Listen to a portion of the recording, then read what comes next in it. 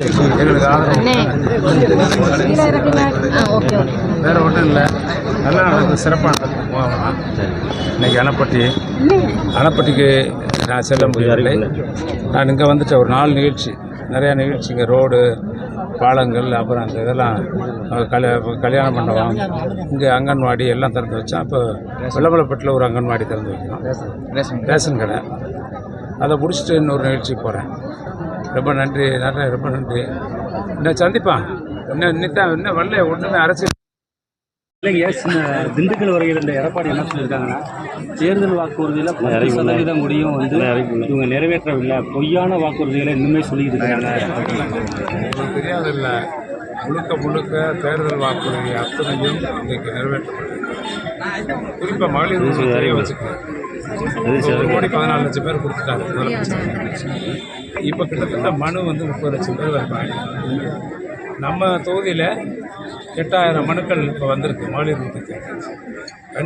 கண்டிப்பாக கட்டாயம் பெரும்பான்மை மக்களுக்கு ஏதாவது ஒரு சர்டிஃபிகேட்டில் 1-2 குறை தான் இருக்கலாம்.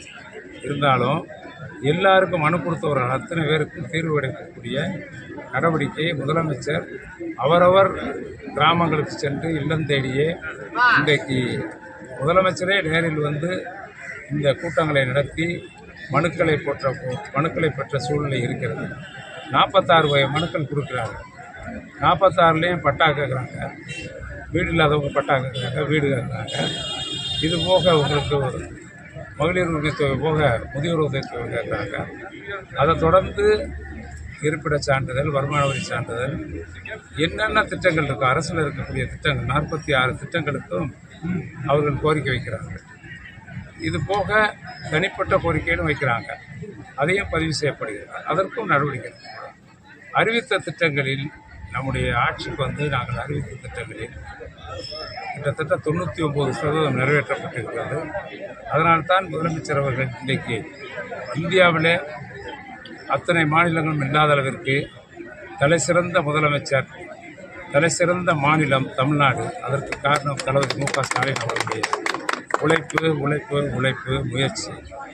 அவருடைய முயற்சி இன்னும் இந்த நிமிடம் வரை ஓய்வில்லாமல் உழைக்கிறார். இன்னும் 6 மாதத்துக்குள்ள எல்லா திட்டங்களும் உங்களுக்கே தெரியும். எந்த காலத்திலையும் இல்லாத அளவிற்கு திண்டுக்கல் மாவட்டத்திற்கு 6 கல்லூரிகள் வந்திருக்கு. ஒரு கல்லூரி வராது ஒரு காலத்தில். எந்த அரசு இருந்தாலும் ஒரு கல்லூரி கிடைக்காது. இன்றைக்கி 6 கல்லூரி கட்டி முடிச்சிட்டோம்.